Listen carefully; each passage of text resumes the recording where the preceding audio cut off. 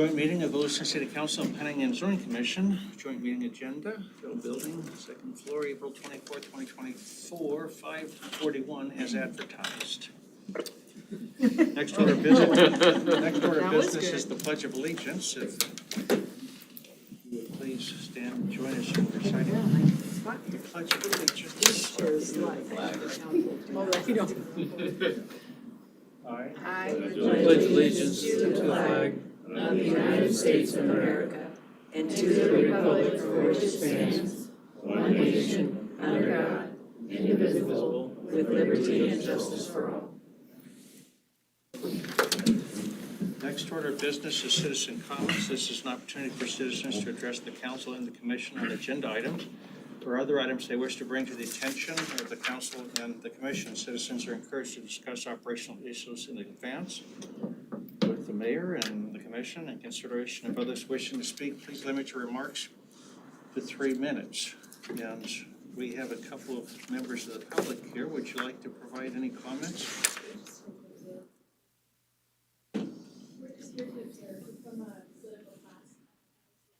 Oh, well, welcome.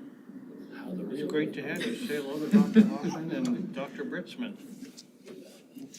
I have an email Oh, to read in. It's from Noah Prescott, and it says, "In short, I support the new comprehensive plan proposal and would like to see these changes with as little changes as possible. I believe it is exactly what Lewiston needs in order to become the best city it can possibly be, and would love for other cities in the surrounding area to follow suit." Thank you. Thank you, Ellen, thank you.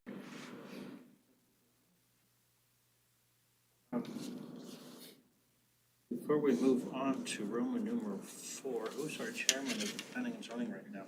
Cindy. Cynthia. Would you like to share some words of wisdom with the council or the commission before we get started? I guess my words of wisdom are to thank the city, all the individuals who participated in the various meetings to continue to try to push our city into the best version of itself. With that, we'll move to Roman numeral 4, discussion items about Envision Lewiston 2044, Lewiston's draft comprehensive plan. The comprehensive plan is a community-informed land use plan required by the state that offers guidance for decision makers to best accommodate the challenges and opportunities associated with growth and quality of life. The plan considers many facets of the community, including but not limited to land use, jobs, housing, transportation, recreation, community design, well-being, resiliency, and more. So with that, I would like to turn it over to our city planner, Joel Plaskon, because I'm not quite sure what order you'd like to go on this, Joel, but if you could please introduce yourself for record. And if we have folks listening at home, we need to remember to speak up loudly and clearly. We have microphones above us. I think it's the small round one, so there's 3 of them in this room. So, Joel? Sure, thank you. So I'm Joel Plaskon, I'm the Lewiston City Planner. This joint meeting of the City Council and Planning and Zoning Commission is to get a presentation from a consultant on a rewrite of the city's comprehensive plan. It was described pretty well in the agenda description, but it's our long-range plan for future growth. It's a 20-year plan. Council budgeted money for this project in 2021 or 2022.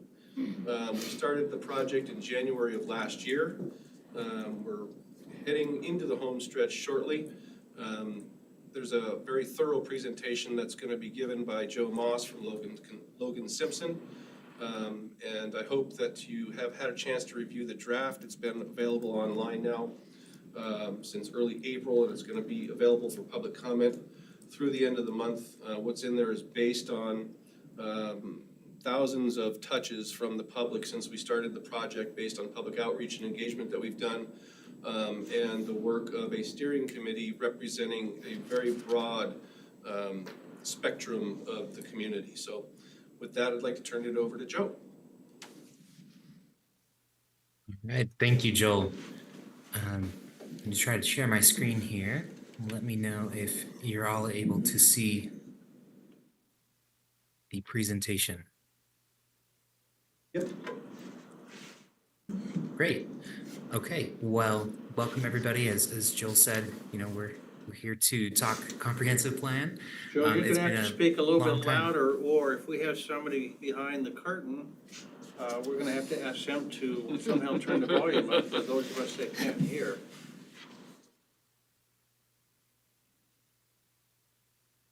Okay. Is that better? Are we still getting the? No, we have folks in the room that need to hear. Are you? That's better. That's a little better. That's a little better, yeah. Is it a reverberation or is it just my mic not picking it up? No, I think that's You're good. That's better. It's better. Okay.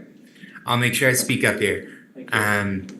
All right. Well, as Joel said, this has been a long process. We've been working on this since January of last year.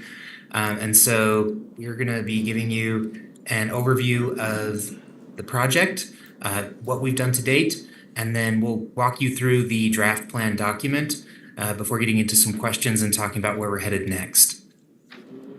So welcome. I appreciate everybody taking time out of their day to talk with us. This project, as was mentioned, is something that's part of Idaho's requirements for cities to have that current comprehensive plan. The last one was updated or was adopted in '99, and it has been updated over time, but it was only intended to last about 20 years, and so it was time to get an update. So in this process here, this is how we've structured the project. Phase one was really about listening and doing some base research. So it was about gathering data and information, but really also listening to the community. We had some community outreach events to find out, what do people want for the future of Lewiston? The next phase got us into kind of analyzing those comments and saying, okay, well, people want X, Y, and Z.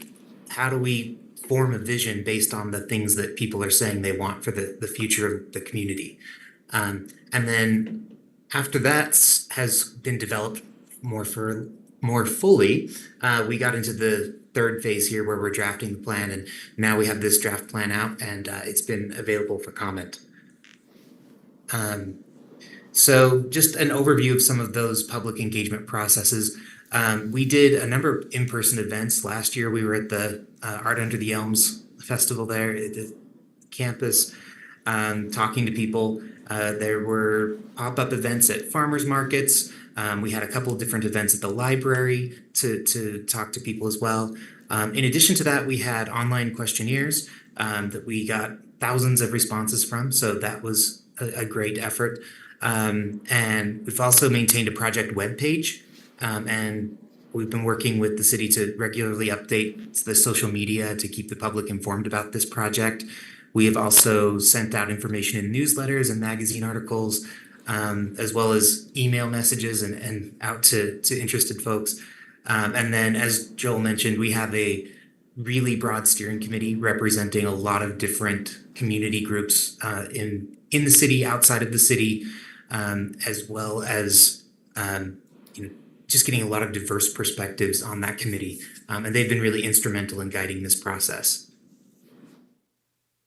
So now we are currently in phase three. That first part of the phase was really about actually compiling the draft and getting the documents together. We've had a couple of steering committee meetings to kind of drill down further into getting that document into something that is really reflective of what we want for Lewiston. And then currently, as Joel mentioned, it is in the public review phase. We've had this open for the public for a couple weeks now, and so far the plan draft has been viewed about 850 times. And we've gotten comments from a number of folks on the draft, which are usually mostly technical in nature, but some people have been really encouraging, which is great to hear from the public on that. As well as we've had another steering committee meeting just last week to get some further input on direction on our final draft.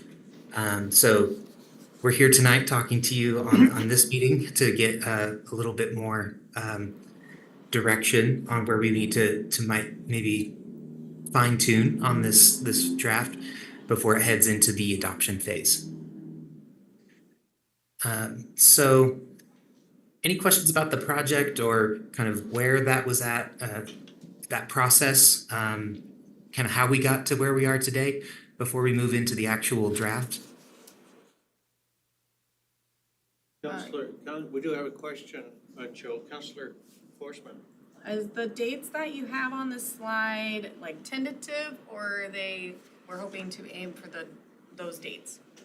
Yeah, these are dates that we've been targeting on our schedule. Obviously, if the commission, if something happens at planning commission for some reason or another, they might, need another meeting or something, but this is our tentative outline of the adoption schedule. Okay, thank you. Yeah. Any other questions? Doesn't look like it, Joe. All right. Well, we'll get into the plan then. So the plan itself is organized into 11 different chapters. So there's kind of an introduction there at the beginning, and then it talks about the community vision that we developed with all of the public comments and input that we had. And then after that, it gets into 8 different kind of components of the plan. So talking all different angles. So we're looking at housing, economics, and parks and recreation. So we're looking at really a wide variety of topics here. And I'll show you why it's kind of organized like this in the next slide. But the final chapter is also the implementation chapter. So it's talking about how we take all of these great ideas that are in the plan and how do we get to putting those into action to getting them realized in the future here. So as I mentioned, one of the reasons that plan is structured that way is Idaho has a number of different requirements for comprehensive plans. And so you can see in the column here on the left, you've got the different kinds of requirements from the state and then the location of where those are in the plan. The only one that's not addressed in the plan is those national interest electric transmission corridors, and that's simply because there is none in Lewiston.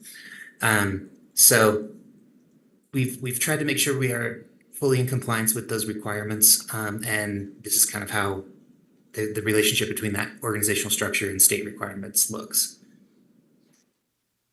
So as I mentioned earlier, we did have a really big community engagement process. We got thousands of comments from questionnaires, and we've had in-person meetings, community interviews with people. We have had a lot of steering committee members representing those different groups, as well as a number of these meetings with the commission's council. So we've tried to really make sure that we have been working with as many people as possible all the way through the process. And that led us to forming this vision for the community. Now, this is meant to be sort of the guiding beacon, so, it's kind of the lighthouse, if you will, of the plan. Everything in it is sort of to support this statement to, what Lewiston would like to be in the future. And so what the community vision that is in the draft plan is Lewiston is a prosperous waterfront city with a strong sense of community and small town feel. Our thriving historic downtown, resilient and diverse economy, and collaborative community offer everyone a high quality of life. And those are really reflective of the comments that we heard from a lot of people, over and over and over again. There was definitely things that kind of rose to the top as what were key priorities for the community.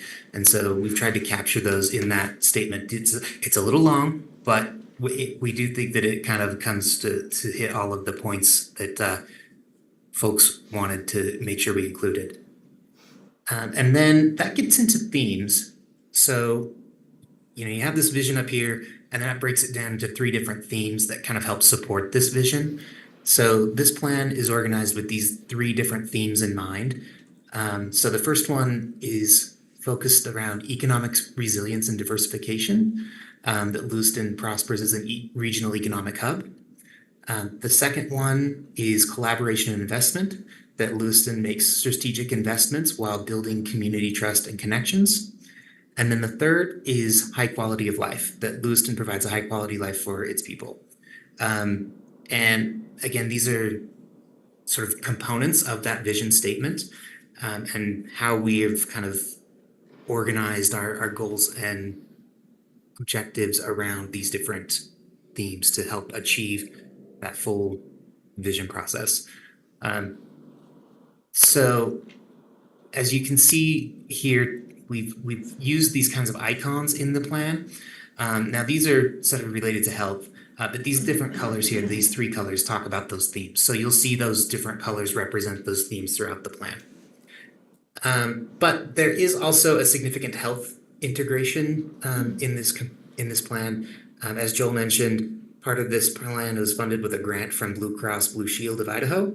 And so that meant we were looking at having, health be a element in this plan that is prominent. I mean, a good plan should always incorporate health. I mean, it's one of the key reasons planning exists in the first place is to ensure public health. But we are also really cognizant of trying to integrate all of the different things we learned about the community and how we can improve health in the future. And so we have done that through these dimensions of health and well-being. There are 7 of them. And so, emotional, intellectual, spiritual, physical, social, housing, and economic, and environmental. And these icons kind of will break it down in each of those goals and objectives and tell you kind of which ones those correspond with. In addition to that sort of key structure that's in the goals and objectives, each chapter has kind of a call out of health and well-being considerations. And it's a specific section within that chapter that calls out whatever the key information on that particular topic is when it comes to health. There's also a special section for the waterfront. Currently, the current comprehensive plan has a pretty significant waterfront element, and we didn't want to get rid of that in the new plan. So we brought forward those waterfront components. We tried to streamline it a little bit to fit into the document a little cleaner. So we've gone from 7 different sub areas down to 4 here, but it's still, I would say, the goals and overall strategy of that existing waterfront plan have been carried forward, just in a little bit more compact form.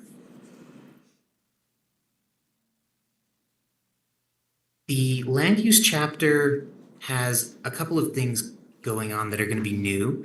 One of those is this land use matrix. So we have different land use categories that we use in the plan, and that's how the future land use map is mapped out.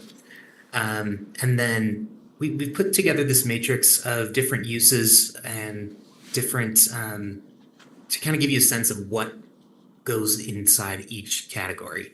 So for instance, neighborhood commercial, we're looking, we're not necessarily looking for agriculture or, the detached residential product, but we are looking at these primary uses here, which, more retail, restaurant, personal service, office.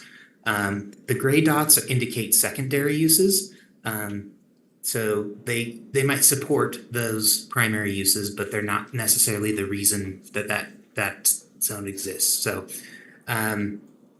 and then in this table on the right-hand side, we have kind of a description of what each of those different categories are. So, what does residential detached mean? Well, that can mean like a single-family dwelling or a single-family dwelling with an accessory dwelling unit.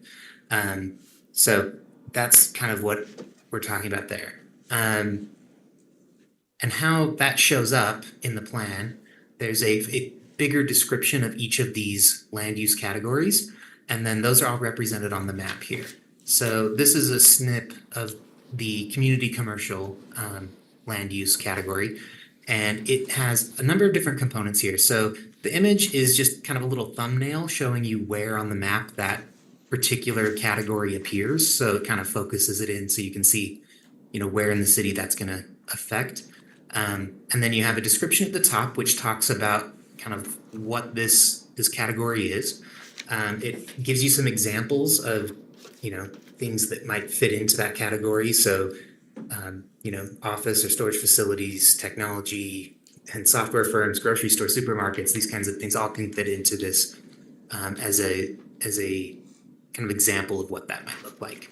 And then it has a number of different things here when it comes to density ranges, because if you notice on that matrix, almost all of these districts, I would say, are mixed use in some way or another. They're not all exclusively residential. They're not all exclusively commercial. So we're trying to give some guidance as to where residential uses in this particular category might be appropriate, and what that could look like. And so this category down here, policy basis, this is referring to the specific goals and objectives in the plan that are related to this particular land use category. So these are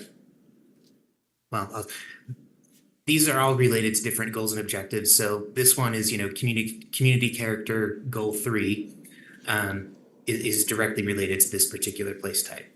And then down here at the bottom, we have that matrix again, so you can see which of those categories this particular land use category fits into.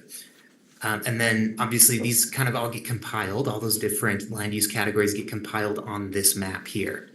And so there are a couple of different things to point out. So you have your area of impact outside of city limits. That one is kept pretty simple with just basically a primarily residential versus a primarily non-residential discretion.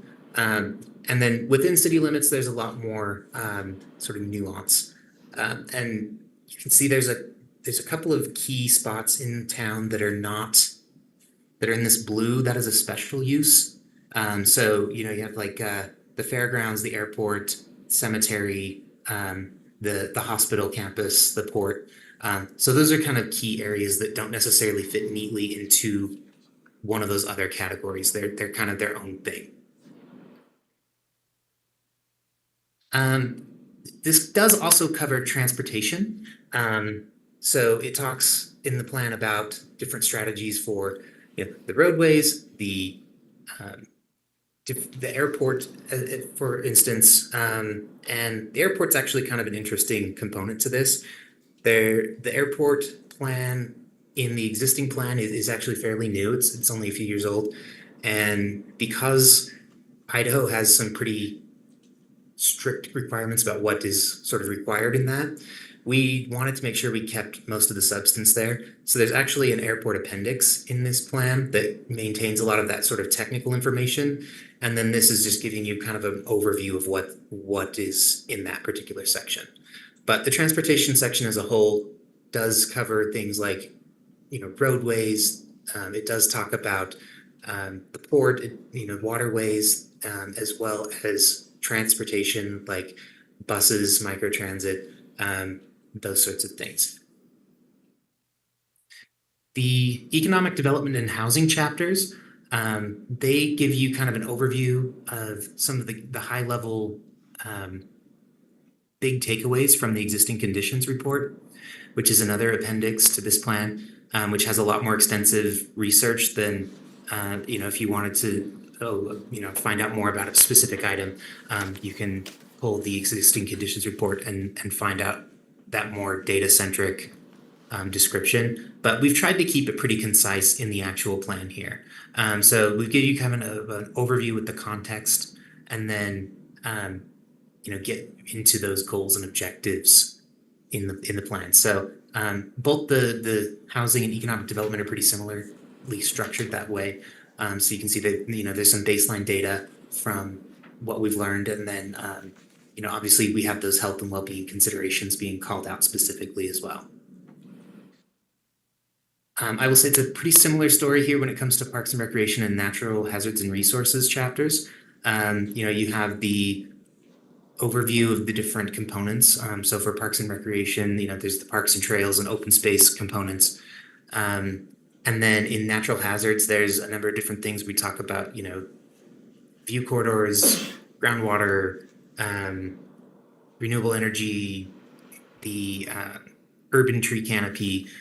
So there's a lot of different elements being discussed here. But we've, again, tried to keep it as concise as possible, so it's still a readable document that's going to kind of tell the story about where we want to go as a city in the future. And then there's also this public services, facilities, and utilities chapter. This one covers city services, so things like water, sewer, as well as other services that are available in the city, like schools, healthcare.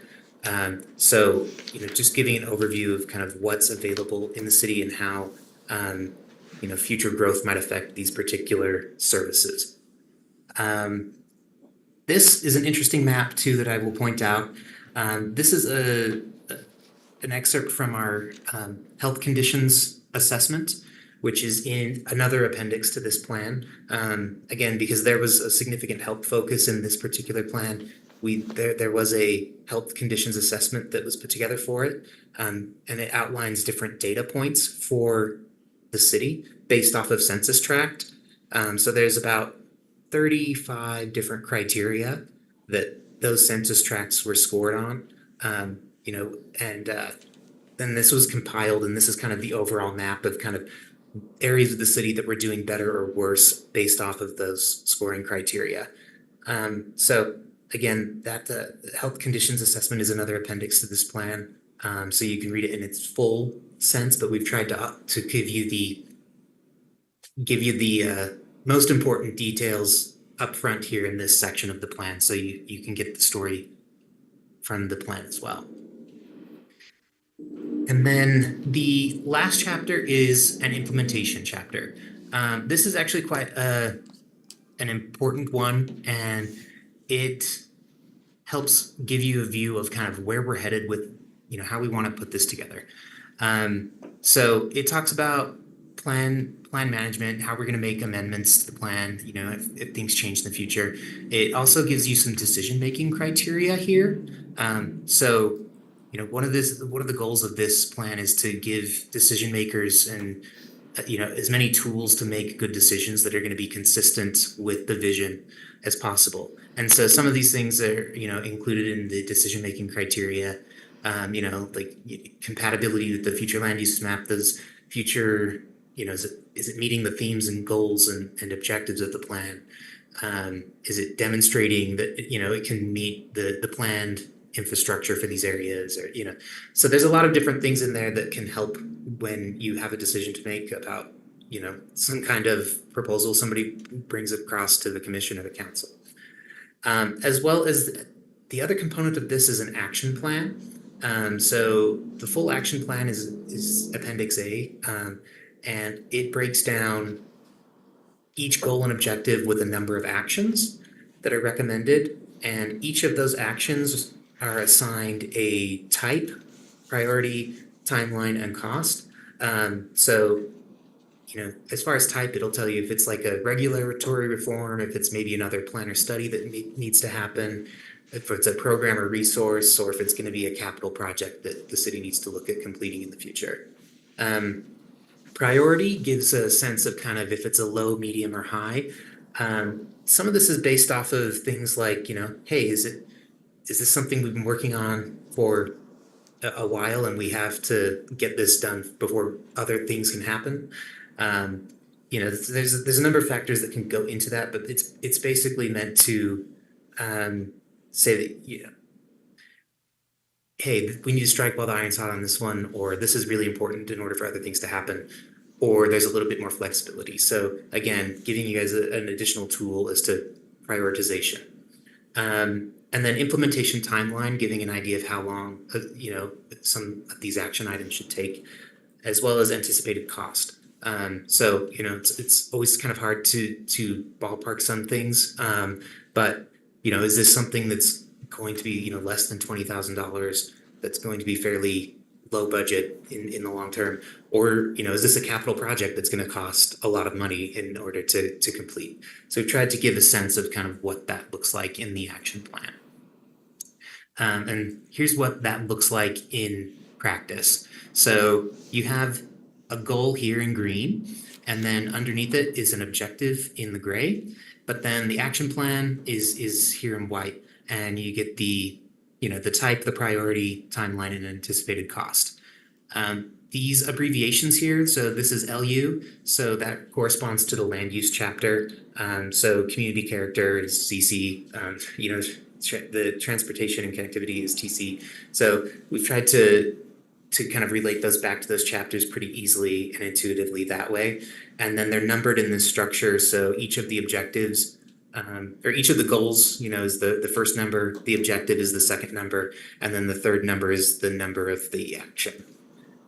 So in that appendice, I think there's about 85 different actions under all of the goals and objectives that are recommended in this plan.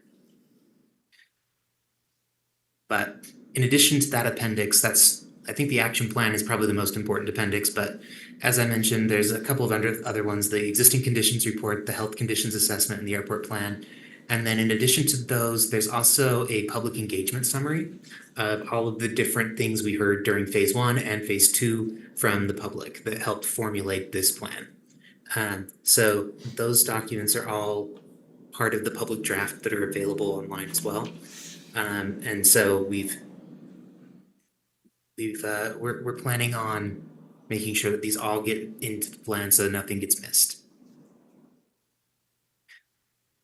I feel like I've been talking a lot. Are there questions? Are there questions about how the plan's organized, what's structured, what's in it? I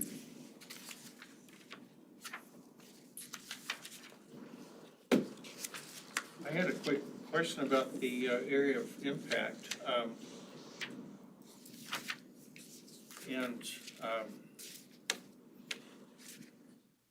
I guess how we can use this document to plan in that area and or to, it's what kind of authority, I guess it has, legal authority outside the actual city limits in terms of planning and.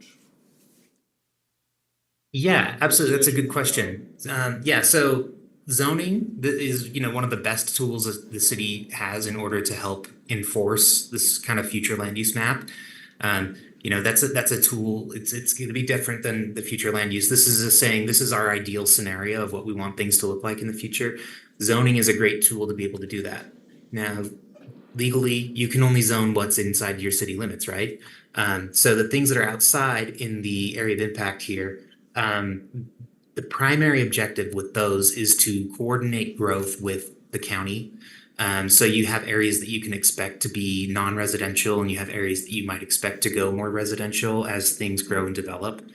I know this boundary with the area of impact has been set with the county for a number of years, and so really it's just meant to give you an idea of the type of growth that is anticipated in those areas, and the hope is that this can be used as a tool to coordinate with the county on those kinds of land use decisions in that area.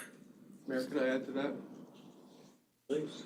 Because as Joel knows, this is getting a lot of attention these days, so. It is. So the legislature this last session passed a bill, becomes effective July 1st, that rewrote the area, what was called the Area of City Impact section of the Local Land Use Planning Act. And it very much emphasizes the new bill that was passed, that cities have no actual power in the area of impact, and all we can do is make recommendations. And the heaviest part of the new legislation about the area of impact is actually geared toward preventing lawsuits between cities fighting over access to county land, based on a lawsuit that happened in South Idaho. So it's a brand new piece of legislation. It's not been tested yet, but it very clearly, like I said, emphasizes cities' lack of control in the area of impact. We're gonna need some students in the future to grow up and study this stuff and help us solve these problems. We've got 2 of them in the audience, that's great. Any other questions for Joe?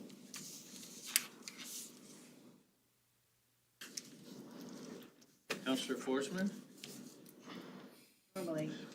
We can run out of gas. Right. I do have a question. When we're talking about future development or areas targeted within the city that we want to change the scope or the vibe, so to speak. So let's talk about riverfront running down in those areas of impact. Does this plan in any way, shape, or form help the city identify ways and means and processes to move forward in acquisition or potentially changing zoning with grandfather clauses, et cetera? I mean, how do we Yeah, how does it the city does. move forward on that? Yeah, absolutely. That's a great question. Yeah, because like I said, this map, this future land use map, is not a zoning map, right? This is what we would like to happen. You know, this is in 20 years, if all goes well, that would be what the land use map looks like, right? But we know that there's definitely some discrepancy between, first off, what's existing zoned. You know, so like, you know, some of the waterfront has some industrial zoning on it that has been identified as something that in the existing waterfront plan that, you know, has been desired to change to more commercial and recreation focuses for a while now. And so this plan does keep those kinds of recommendations to transition some of those areas in strategic places from those industrial uses to commercial. There's a number of different ways it does that. It does talk about, first off, on the kind of the low end, you know, offering sort of incentives or resources to help sort of mitigate some of the visual impacts of those uses, you know, to help, you know, beautify some of those areas and make the waterfront more attractive. The other, you know, on the other end of the spectrum, there's the recommendation that, hey, you know, really we ought to look at rezoning some of these areas, but then it does also provide, you know, guidance about certain areas that, you know, hey, we might say that this is a great spot to take. So say you have something on, you know, the riverfront property here. We do have areas that are identified for industrial use elsewhere in the city, and this is a good spot that we would think that we could help, you know, relocate a business that might need to do so if we were trying to change the character of the specific area. And so it does have a number of recommendations when it comes to how to do that.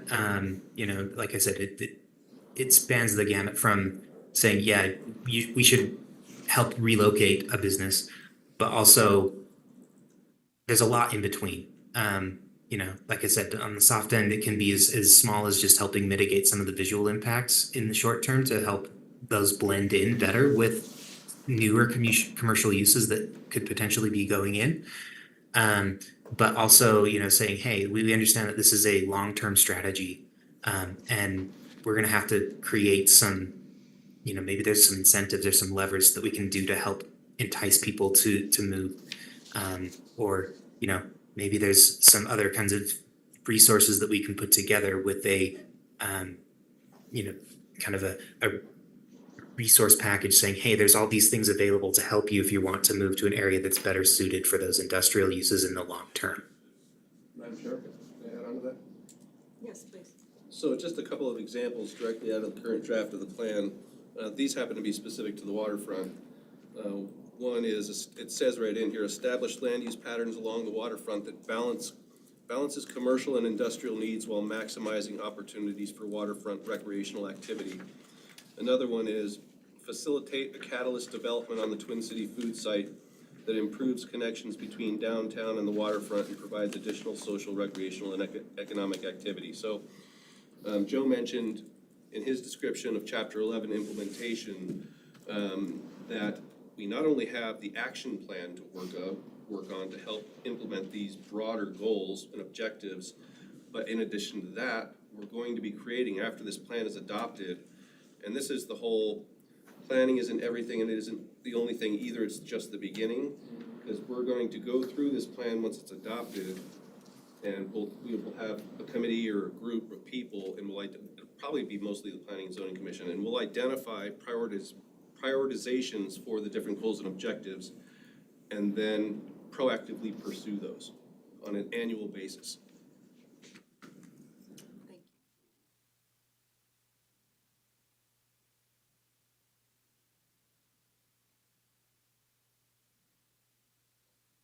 Well said, Joel.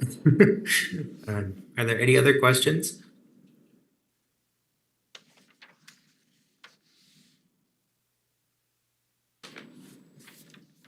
Not seeing any, Joe. All right. Well, if that's the case, I think I can try to.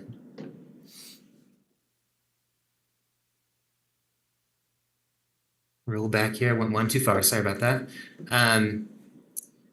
We are working currently on a, final draft based off of the comments we've heard from the public so far on the existing draft, the comments that we've heard from the steering committee, as well as, anything you all have to say here, and as well as continued input from staff.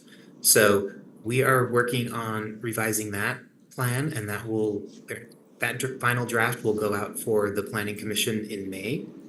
And then, city council, the first tentative hearing would hopefully be in June, and then that would get a resolution in July. And so that's the tentative timeline of kind of how this might shake out. But that's the next steps for this plan. Unless there's any questions on those, that's all I have for you. Thank you very much, Joe. Well, thanks, everyone. Thank you. Thank you, Joe. Have a great night. Thank you.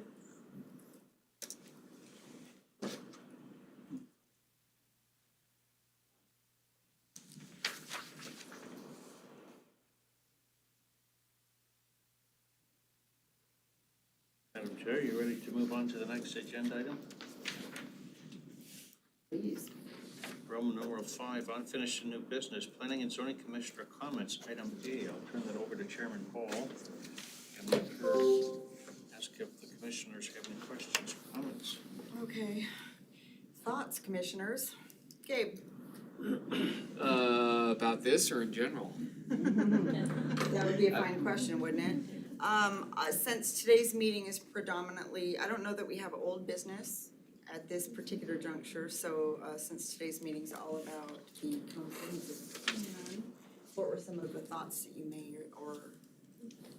Sure. So I was on that steering committee and was able to attend most of those meetings. So the main takeaway, I mean, once you kind of get past the nitty-gritty details in the plan, are that the plan is kind of the 40,000 foot view. And like Joe said, it's kind of what we envision our city, if everything went perfectly 100%, what we would envision our city to be. So I think my main takeaway, because also being a resident of the city, is that the actions that individuals, developers, builders, future councilors, future members of the commission over the 20 years are going to make that plan be a reality. So the plan by itself is not the end-all, be-all. It's how individuals, how government officials, how volunteers interact in that plan to make our city vibrant and successful. So I will just say that it was a great process to be involved with and interact with, and I think that plan will change over the 20 years depending on all the actions that we take as citizens, as members of our community here to help our city grow and prosper. So that was kind of my takeaway from it in many different ways. Okay. Kathy, thoughts? Well, I thought that was well said, Gabe, thank you. And I just think the presentation is just very professional, and I really want to compliment everybody that worked on putting this together. I think it looks really good. Personally, I would like to get a hard copy, Dawn, because I've tried to read it on my text or my tablet, but if I could get a hard copy sometime, I would really appreciate it sometime before the next May 22nd or whatever. Thank you. Yeah, Gabe said it great, but then there's also still a lot of work that's gonna overlap, especially on and the Planning and Zoning Commission on the decisions that we make and how we can take this plan and our work and what comes in. you and I have not met? Shay. Shay? Yeah. Maybe we have met. Forgive me, the name's familiar. Shay, what do you think? Are you taking comments about the plan? The So- presentation in general, the city, whatever turns your crank. So I do have some technical comments, Mhm. but I will try and put those in, or I'll send them over to Joel. But I think I think what's important to keep in mind with these plans too is kind of like, it's an overview of and kind of vision for our future. But making sure we check in with this plan to keep us accountable. So it's like, are we doing these things? Are we meeting these goals? So that we can look like that in 20 years. I did notice, so there's just a few major comments that I had.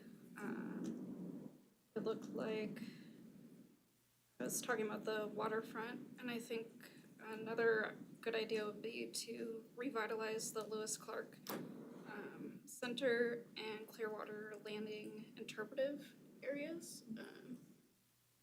I walk pretty frequently, and those are kind of worn down and fading, so I think enhancing those and improving those would be a good as we walk by, just to kind of understand the history of Lewiston, and just gives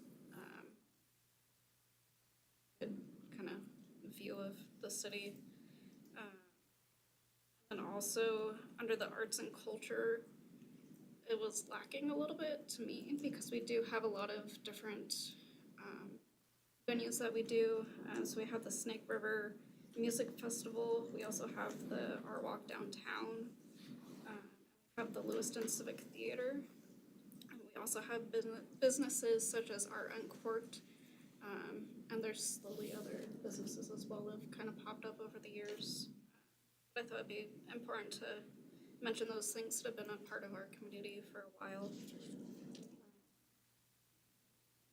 And as I was reading the main comprehensive plan, to me it seemed like it was, I was trying to set myself as like,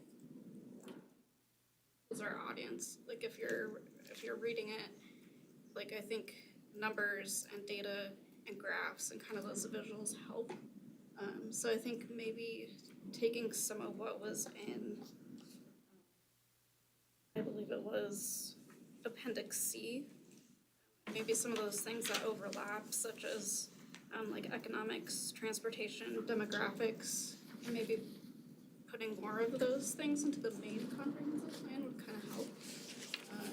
And some of the paragraphs were kind of long, so either condensing those or just adding in more graphics and data just for people to grasp what's going on. They might see, oh, we can refer to the appendix, but they might not actually do that, so getting in the data and numbers. People taking a first glance at it. But yeah, overall, I mean, it was good, just those kind of I'll jump on the bandwagon, said it. Gabe said it very well, and I agree with what he said and what Shay said also. And thanking everybody that was involved. I mean, it was a lot of hard work, and it's a long process. But I am really interested to see how the area city impact issue unfolds in the future and how we are able to deal with that. Thank you, Kevin. I had a couple of thoughts. Going off of what Gabe said as far as the level of elevation that this plan is and the oversight is, I'm kind of one of those down in the dirt, get it done kind of gals. And I know that big dreams are very important, big vision is very important, but if we don't take action, and if we don't have the mechanism to roll it forward, then it can be derailed very quickly with the change in administration or other circumstances. So, in general, comprehensive plans or working statements or whatever they are that are mandated by the government that we have to rewrite every specific, a lot of times it's a task. It's not heartfelt, it's a task that we're meeting so that we're in compliance. I would like to see in this presentation, or more specifically in the plan itself, a recap of what we accomplished in the last 20 years since that last plan was drafted in '99. What did we target versus what did we actually wrap up and we can lay claim to now as far as the growth in Lewiston in the timeline. It's always nice to have a break point or two to see where the money's gone, where the effort's gone, and how many people have gotten on board with it. Otherwise, that's very forgotten in the next generations. They don't see that it took 20 years ago somebody thinking, hey, we've got to do this. Which leads me kind of to where I'm at, specifically to the development of the riverfront. I've seen a lot of properties come up and change hands that, in my opinion, should be targets, should be acquisition targets, not only for the city, but for developers. And I wonder, because I've never heard of such a thing, if the city as a whole has a targeted list of properties, desirable properties, that are not currently jiving with that plan, but certainly would fall into what we want to work on and what we want to develop. And if so, have we ever reached out? Do we work with realtors? Do they know that before they hit the market, does the city have a foot in the door, in an opportunity maybe to actively take steps towards acquiring and then shifting the purpose of a property? It's one thing to incentivize companies to move out, but if a company or a private individual decides to sell and we either don't know about it or it's already sold for a similar purpose, then we've lost a window of opportunity. And I think that from ground level, I think we need to work a little harder on how to make that happen, not just incentives, but in property acquisitions and in identifying what those should be and where they're at and who owns them and can we lure them away and out of it and then grab it. And then the last thing I wanted to talk about, which I don't think we can mitigate in any way, shape, or form, is the railway storage. The very first picture of this presentation shows the overview from hanging over the top of the confluence down towards Lewiston, and what you see is the entire line of railway cars just stored. And as you drive down Main Street and you look to the left, it's nothing but targeted railway cars. And I don't think that the city has any influence over the railway company about their car storage. And to me, that's an eyesore. And can't develop what we can't see. So I think that we have a lot of things that we need to do, and I'd like to see not just what we've accomplished in the last 20 years and what we hope to accomplish in the next 20, but maybe give a little bit of a roadmap to the members and the generations and the city individuals who contribute their time and energies and care about Lewiston to roll it forward and pedal and work on. So that's input. Thank you. All you, Mayor. Well, thank you, Madam Chair. I was hoping you'd really tell us how you feel. Have we just met? So I'm going to ask if I can put the students on the spot for a minute, because we are all interested in you. And so would you mind just sharing with us maybe what you're studying and why you're here tonight? Because I want to know. We're talking about the future and things like that. And I'd just be curious. So would you be so kind as to just do that? I'll ask Dr. Hoffman to give you an extra point or two. Would you mind standing and just doing that? We're a pretty easy crowd. You're on film. It's extra credit. It's proof.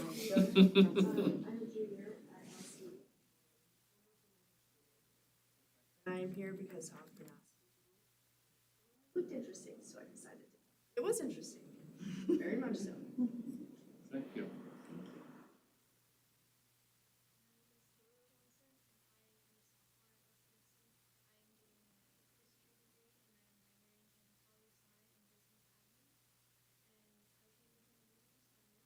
But I also thought it'd be interesting.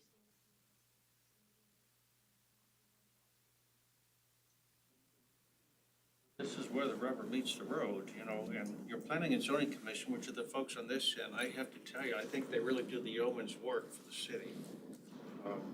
You guys carry a heavy load, you do a great job, you do, I know you do, so I can readily admit that. Councilor President Kleberg.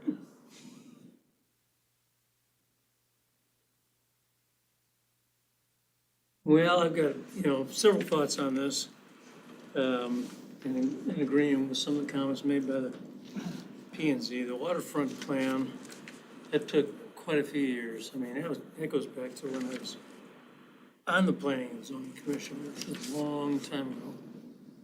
And finally came up with a document that I think is appropriate. The fact of the matter is the city of Lewiston, since it was founded, has treated the waterfront property like crap. It's been an industrial use for years. Would you agree, Joel? I mean, that's what it was. You go to any other area in the inland Northwest, where's the most valuable retail real estate or residential real estate located in those cities? It's on the waterfront. So I would like to see some things changed down there. Problem is that we're kind of constricted by the levee system, on both sides of the river. And of course, the north side is pretty heavily industrial, so. I was also involved with the redrawing of the boundary of the area city impact. I'm glad people have brought that up. I think at the time, the city, we kind of gave ground up to the county. It just changing the boundaries, shrinking it down. And the fact of the matter is that the growth that's happening on the east orchards, there's the northeast orchards, now the southeast orchards, if you will, is impacting the city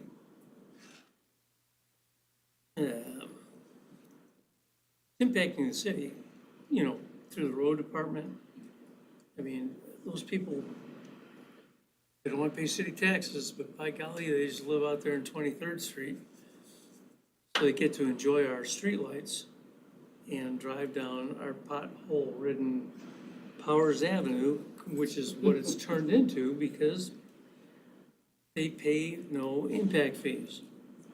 Mr. Young, who built the Northwest Crossing out there off of Warner and the Fish and Game, and not just single him out, but he's not part of it. They pay development fees to go into a fund to help alleviate the impact that those developments have on city streets. So I don't know how you get that ground put back into area city impact. I don't know if we have that much influence over development out there, but I do know that we approved a zone change, annexation, and what was the third thing? Comprehensive. No, comprehensive plan amendment for Mr. Greco out there at 23rd and Powers. So hopefully that's going to start working to help the people, that live out there. I mean, this is a serious deal. Our street budget isn't that great. We do what we can to fix our streets. When you start adding X number of vehicle trips per day, it increases the wear and tear on the pavement and stuff like that, so.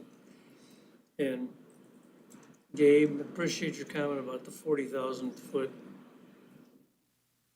at least 40,000 feet.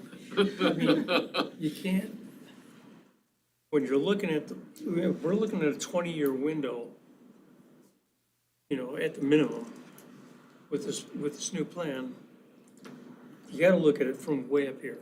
can't sit there and say, hey, I don't like what they're doing with that park down here, or, you know, it's the big picture. Where are we gonna be, you know, in 2044? So hopefully this is gonna help guide us to the future and bring some good decisions as far as where we're gonna do improvements and where we need to exert some influence. I'm good. You're good? Thank you. Well, that's debatable, isn't it? I guess I'm on. Joel, I get a little lost in some of this. Okay. Priorities. There's priorities within the subgroups, correct? Is there an overall priority? So the structure is the vision, and then the themes, and then the goals and the objectives in all the different chapters, which cover different aspects of community development. And then underneath those are the action items. And the action items, like Joe said, are broken out by, in general terms of priority. So it's in the action plan, which is the Appendix A, but those are not prioritized amongst themselves. Correct. So that's where we need to take the deep dive and go That's- through all those action items and start prioritizing, you know, determining how much each one's gonna take, how much effort, funding, if any, you know, depending on what the thing is, and prioritizing, and then start working on them on a yearly basis. And weighting them. I mean, I think that within the subgroups, that's great, but I think there should be an overall priority weighting as in weight, way to figure out which part of all of this we're going to really start focusing on, even though we're gonna do other things at the same time. There needs to be a central focus, and that central focus will work out, but you still have other things going on. Is that a possibility? Yeah. So the council and the commission can hopefully come to a consensus on whether or not you would like to do it that way, but just as an example, if the commission decided that the one thing, the main theme that should be the first priority to start working on was housing, then you go through the plan and identify all the things related to housing and then prioritize those and start working on just the housing pieces. There is a way to do it. I would like to see that, and I would like to see it implemented to where we're not just focusing on one priority, but have it different weights of priorities to where we could work on more than one thing moving forward, or we'll never make it there. But overall, this is a great, it certainly is an improvement over the 1999 comprehensive plan, which when I first got a hold of that, I thought that was it said and did all. You couldn't change it. It was in, you know, it was everything. And then I slowly learned that wasn't how it was. But so this gives you so much more ability to see what your actions will be doing and could be doing. And I think it was a great way to put this together. The priority thing is just my priority. I'm done. Okay, my turn. I think like any smart, well-rounded organization, they have a vision, right, of what they want to see. And I think that this is our starting point. And I think it's good that we have a vision for the city, so that way, as she said, that we are we are staying on track. We have something to look back and say, are we on track? Are we moving forward? And so I think this will help us get there. I definitely would agree with Councilor Schroeder that what are we gonna focus on so that the citizens can see that we're not just putting a piece of paper that we're saying, yeah, this is the vision, but we're not making track on it, but that we're actually making movement and they're seeing it happening, as you said, tackling it year by year. I think that'd be awesome. So they're seeing the movement happening. It's not like all of a sudden they'll see 2044 and it's like, what did we accomplish? So making sure we're really attacking that, because although 2044 seems forever away, I feel like it'd probably be here before we know it. And so, yeah, so staying on that is important, that we really are treating this seriously, especially with everything it costs money. Even putting this together costs money, so let's put this money to work. I also would agree that I think it would be great to see how far we've come from the previous one. Because that kind of puts it in perspective, right? That the city has been working on stuff, we are constantly working on stuff. We used to live in the Stone Ages and here we are going into the, not really Stone Ages, but here we are going into the future. And so I think it's good to see that and for the citizens to be able to see how far we've come. I know just talking to my father-in-law and he talking about, well, back in my day, that business wasn't even there and that was a piece of dirt. And so it's really cool to be able to get that visual of that. And so I'm excited to see this come to fruition. I've been to a lot of cities where the riverfront is the destination to be. You're there, people are hanging out, there's restaurants there, hotels nearby, you got a view of the river from your hotel room, and they really capitalize on that. So I think that us to be able to get a hold of that and capitalize on that is really gonna bring people wanting to come here and having more tourism, and which would then give us more money to be able to spend here in the valley. So I hope that we can make that happen, because I think everybody likes to be able to walk by the river and enjoy the birds and just see the serenity of it. And so, I think this is really awesome, and I hope that we can continue and make it happen. So appreciate you guys putting the time into this and dedicating time from your families and lives to make sure that we're treating this seriously. Councilor Klein, do you have any comments to share?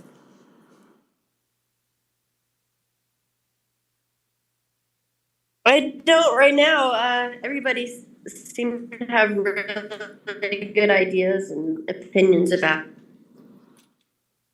Thank you, Councilor. Okay, next item, mayor comments. I'll share a couple of comments. First of all, I want to thank our students for being here tonight. I think that's really neat.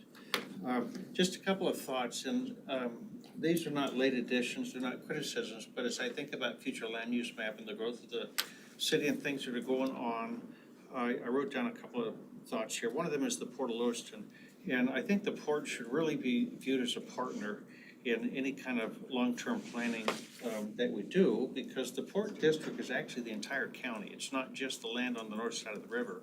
And they could play a key role, I think, in development of our waterways and our waterfront properties. Yes, we have to deal with the Corps of Engineers, but the Port District has additional authorities that we don't have as a city that could help us maybe bring some of that development along. So that might be worth keeping in mind. I don't know if Joe's still with us. It looks like he is. Comment about the property acquisition. It's a very good comment, and something that I hope that the council does more of, but not only acquisition, but disposal. So we have properties in town today that we can look at disposal that would help contribute, I think, to infilling the neighborhoods as this plan envisions. So when we talk about neighborhood commercial, community commercial, stuff like that, I'll give you one example, and there's not a lot of support for it right now, but I think it's a good idea. And that is to look at surplusing that ground along Southway Avenue in front of the cemetery, because I'm not sure we're ever going to make it there in the next 150 years. But it's a great place to do some infill there with not our community commercial, but the neighborhood commercials, which is a step down from that, which would allow like professional offices, services to come in, and it makes those neighborhoods walkable. They don't have to go to the orchards or somewhere else for, could be dental, could be legal help, accounting, anything like that. So I think we have those opportunities where we can dispose of some grounds, but also maybe acquire them. And in fact, as we were sitting there and I was texting away, I was sending a lead to somebody on a piece of ground in North Lewiston. So always working the phones here. But I got some information right before this meeting.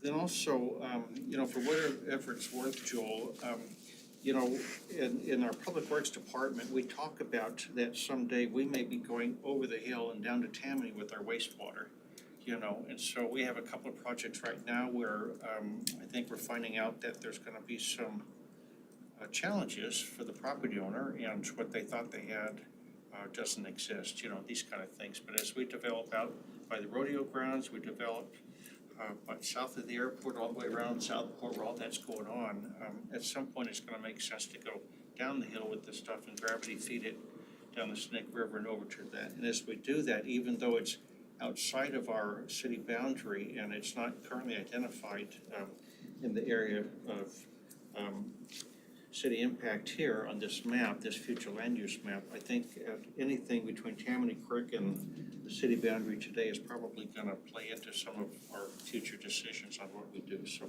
those are my 3 comments to share. Then we have a test question. The students didn't know this, but what was the first capital of Lewiston, of Idaho? Whoops.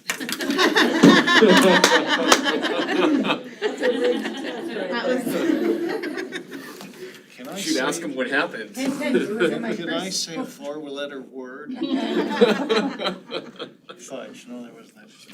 Anyway, Lewiston, you probably knew that, right? First capital of Idaho. They went duck hunting. The governor went duck hunting and they came up here and stole our seal. Yeah. True story. She asked a question. Oh, I'm sorry. Mm-hmm. Can't hear with this. She said, did he quite literally steal the capital? They stole the seal, The seal. the state seal of Idaho, yeah. See the voice. Ever be a burn in the Lewiston's souls. Yeah. People conveniently went on a duck hunt or some kind of a hunting trip, so that it could happen, so. Hunt for the capital is what they did say. Yeah, it was a bad deal. So we're trying to get it back here, so, anyway. Mayor, I didn't know we had to have 3 points. Mine was only 1, so do I get 2 more? You can offer 2 more points, yes, please. Okay. I loved planning and zoning. It was the greatest experience I've ever had, and I had 5 years with it, and it was great. So I really appreciate what you do. I do know a little bit about what you do, and I really appreciate it.